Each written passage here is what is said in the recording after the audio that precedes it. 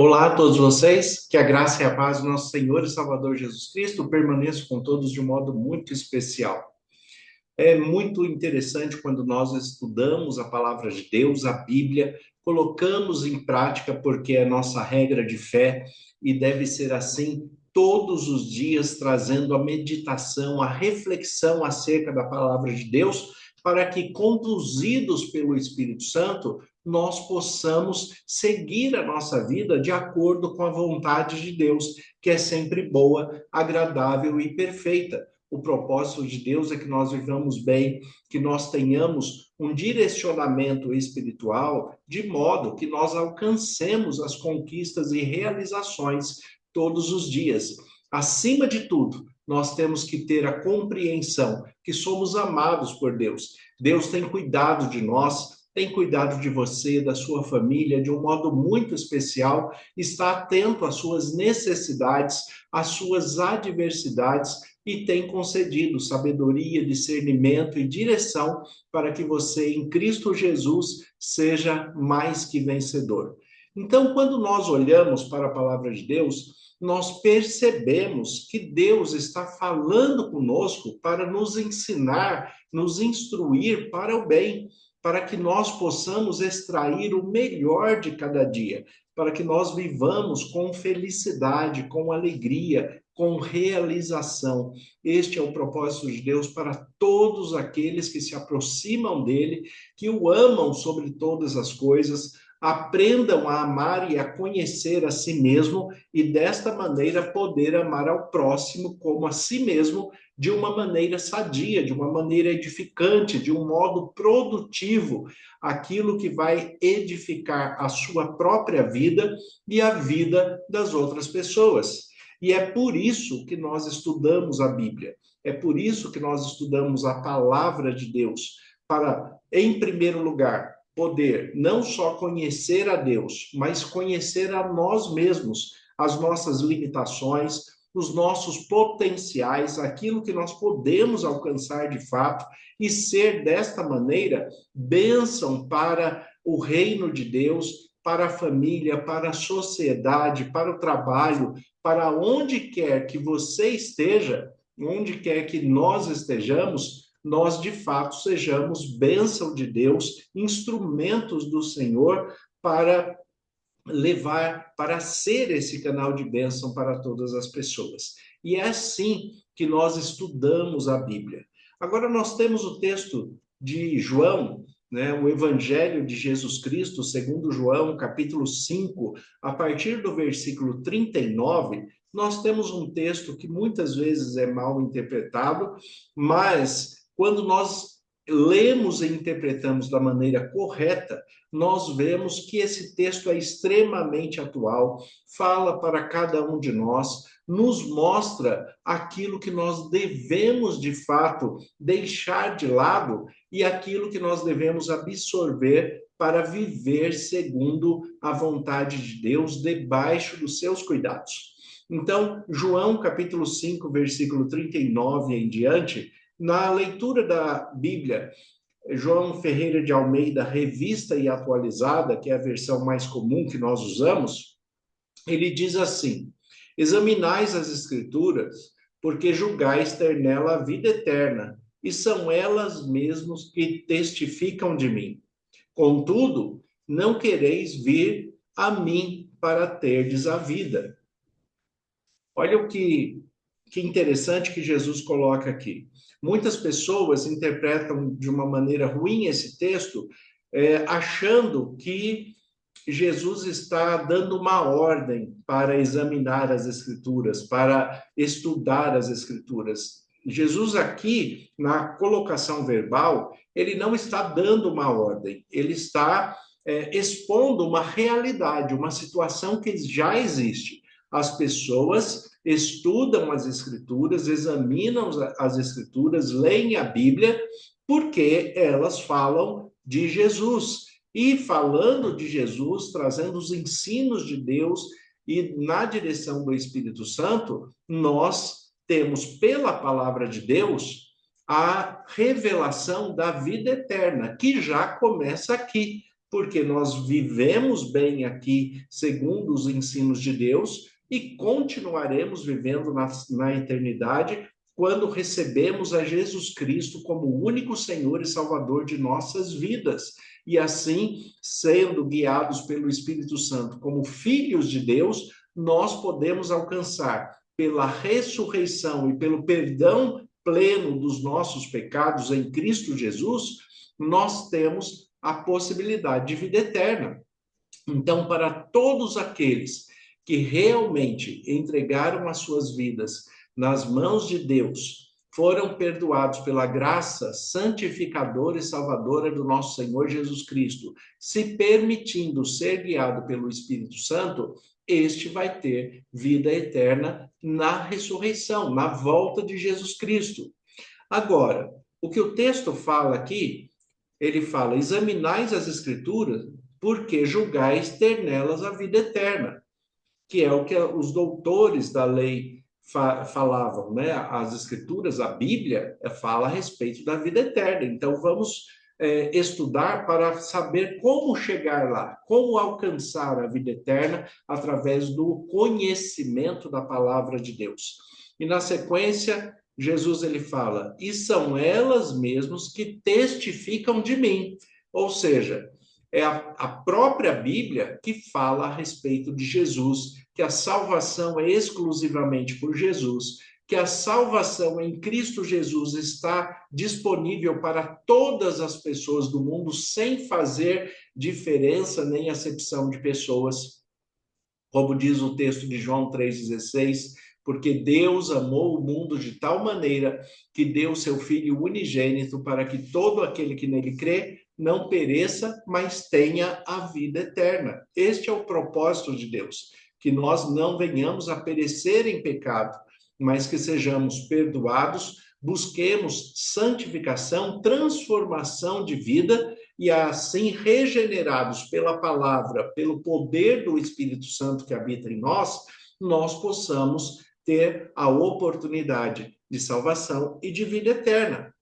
Aqui o mesmo texto, na versão da Bíblia, a Mensagem, pela sua linguagem contemporânea, ele deixa o texto um pouco mais claro. Eu vou ler aqui para vocês verem como fica o mesmo texto na Bíblia, a Mensagem. Olha o que diz aqui: vocês se dedicam a estudar as Escrituras porque acham que vão encontrar ali a vida eterna.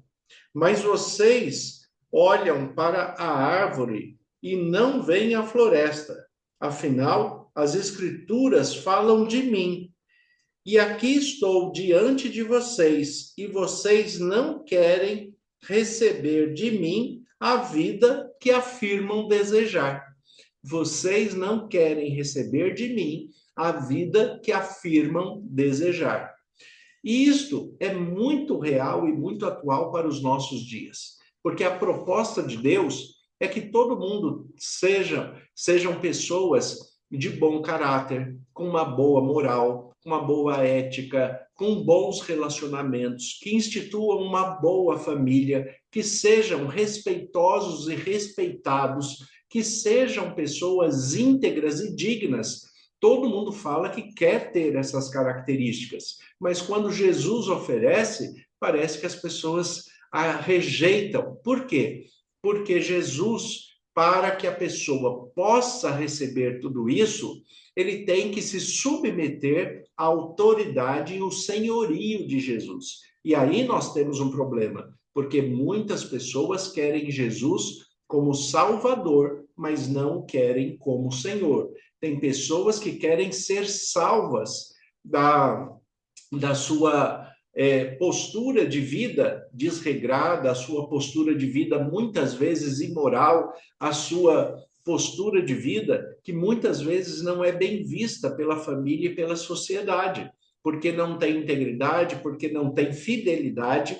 Mas quando Jesus oferece a oportunidade desta pessoa retomar a sua vida e, de fato, ser uma pessoa íntegra, uma pessoa respeitosa e respeitada, ser uma pessoa que vai ser observada pela sociedade como alguém que se tornou, de fato, alguém confiável, alguém íntegro, alguém que voltou aos princípios éticos e morais para que possa viver segundo o padrão, inclusive, não só espiritual, mas aquele padrão que a sociedade também aceita e considera digno, considera íntegro. Para fazer isto, muitas vezes, né, é claro, ele vai ter que deixar coisas que ele gosta de fazer e que a palavra de Deus instrui para que não se faça, que não tenha uma sexualidade desregrada, que não seja uma pessoa ligada à pornografia, que não seja uma pessoa ligada a vícios, seja lícitos ou ilícitos, né? Seja a questão de drogas, ou seja a questão de bebida alcoólica ou cigarro. Então, quando a Bíblia ela começa a regrar aquilo que a pessoa gosta de fazer, ele não aceita a regra. E é por isso que ele acaba rejeitando a pessoa de Jesus, porque ele quer Jesus. Ele quer Jesus na vida dele, mas ele quer o Jesus na vida dele como o Salvador, né? Como aquele Senhor, mas que aceita todas as coisas e que ele não precisa mudar de vida, não precisa mudar a sua postura de vida, não precisa ser transformado daquilo de errado que ele está fazendo, que é desaprovável pela palavra de Deus. E aí nós temos um problema. Por quê? Porque Jesus ele fala: vós sereis meus amigos se fizerem o que eu vos mando. Jesus deixa muito bem claro que ele está disposto a perdoar, está disposto a salvar, como ele fez no seu tempo de humanidade. E como ele perdoou os pecados, como ele ressuscitou os mortos, ele continua com o mesmo poder. Mas o que ele falava para cada um? Vá e não peques mais. Abandone o seu pecado, abandone o seu erro. Não adianta uma pessoa achar que vai receber o dom do perdão de Deus, vai receber a graça salvadora, mas para que ela seja salvadora, ela também tem que ser santificadora. A pessoa ela entra num processo de santificação que vai durar a vida inteira. Então, aquele que furtava não furta mais, aquele que mentia não mente mais, aquele que tinha sexualidade ilícita, envolvido em prostituição, em pornografia, não faça mais isso. Aquele que era ligado aos vícios, como o cigarro, o álcool, o vício do jogo, né, os jogos de azar, como são chamados, então que abandone todas essas práticas. Aquele que gostava de frequentar ambientes que passam a ser impróprio para um filho de Deus, então ele tem que deixar muitas vezes de frequentar alguns ambientes, ele tem que muitas vezes romper alguns relacionamentos, algumas amizades, e muitas vezes as pessoas não estão dispostas a fazer isto, a abrir mão destas questões que são para eles, né, mesmo trazendo algum sofrimento, algum prejuízo, mas que estas pessoas consideram que existe algum prazer, algo favorável ali. E é por isso que Jesus ele vem e fala: vocês não querem receber de mim a vida que afirmam desejar. Não querem receber de Jesus aquilo que afirma desejar. Por quê? Porque para receber de Jesus tem que haver transformação. Como o apóstolo Paulo fala em Romanos capítulo 12, os versículos 1 e 2, ali ele diz: não vos conformeis com este mundo, mas transformai-vos pela renovação da vossa mente em Cristo Jesus, para que experimenteis qual seja a boa, agradável e perfeita vontade de Deus, entregando os seus corpos como sacrifício vivo, santo e agradável ao Senhor, porque este é o vosso culto racional. Observe a maneira que o texto é colocado. Eu tenho que fazer um sacrifício vivo. E por que sacrifício? Já que o que Jesus está ensinando é bom.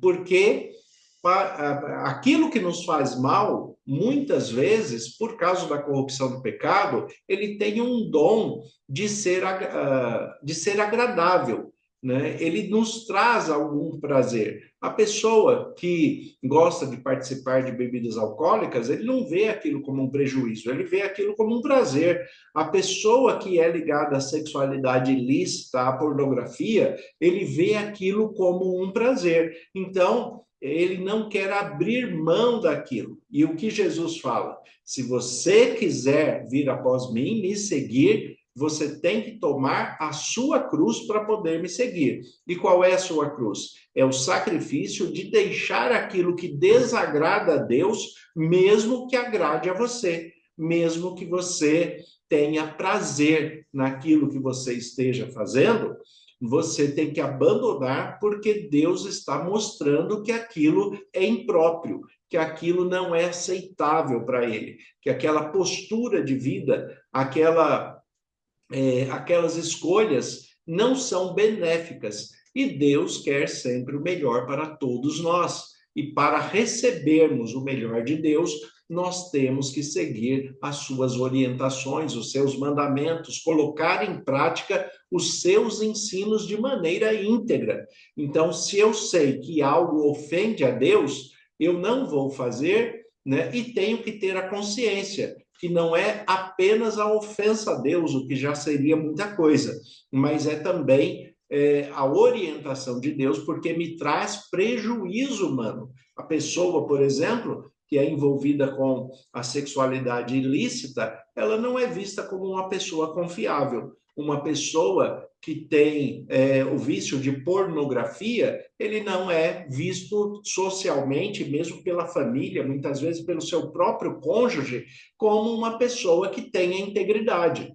Então, é claro que essa postura de vida vai trazer prejuízo. E como que Deus vai abençoar você se você procura o próprio prejuízo para denigrir a sua imagem, para trazer grandes prejuízos para as suas relações sociais e para a interpretação que o outro faz de você?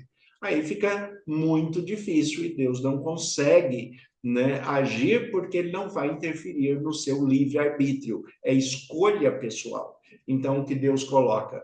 Eu estou orientando, e esta orientação deve ser abraçada por todos. De fato é? Não, porque tem muitos que rejeitam, mesmo falando que quer ser pessoas de bem, pessoas que querem ser respeitadas, pessoas que querem ser vistas como pessoas íntegras, mas acabam não sendo porque o seu comportamento não é condizente com a sua expressão de fala. Então, de fato, ele nunca vai alcançar o que ele está professando como objetivo. É o que Jesus fala aqui. Eu estou aqui diante de vocês e vocês não querem receber de mim a vida que afirmam desejar.